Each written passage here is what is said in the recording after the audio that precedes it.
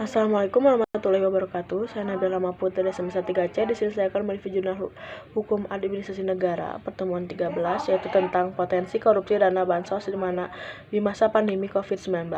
Hasil pembahasan dan analisis terkait konstruksi pemberitaan potensi korupsi dana bansos di era pandemi yang telah dianalisis melalui penggunaan teori framing Murray Edelman pada teks berita vivanews.com, okezone.com, detik.com, dan tempo.com. Dapat disimpulkan teks berita 1, yaitu dari vivanews.com.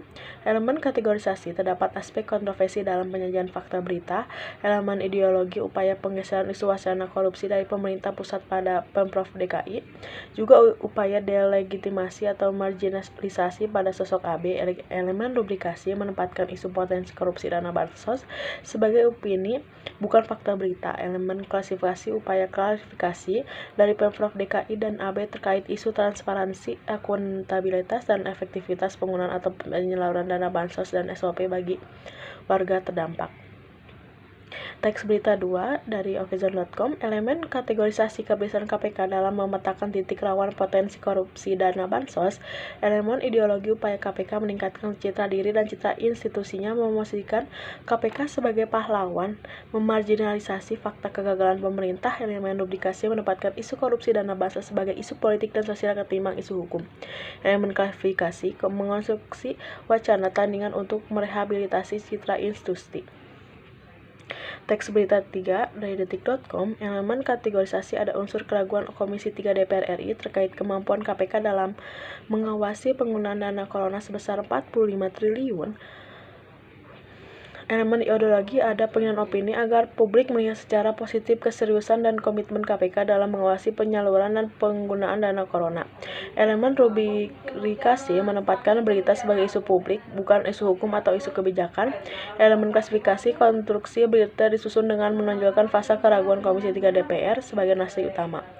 Teks berita 4 dari tempo.com. Elemen kategorisasi: ada penonjolan sosok Kapolri sebagai pribadi yang tegas, tidak pandang bulu, patuh pada perintah alasan, dan taat pada hukum. Elemen ideologi: ada penonjolan peran Presiden dan Kabareskrim Polri, delegitimasi wacana kegagalan pemerintah dalam mengantisipasi dan menangani dampak pandemi. Elemen rubrikasi: potensi korupsi dana bansos di masa pandemi COVID-19, menempatkan berita sebagai isu publik sebagai positioning untuk memperkuat skema konstruksi berita. Elemen klasifikasi: keseriusan Kapolri dalam mengawasi penyaluran dan penggunaan dana COVID, akan menindak oknum yang terbukti menyalahgunakan dana COVID.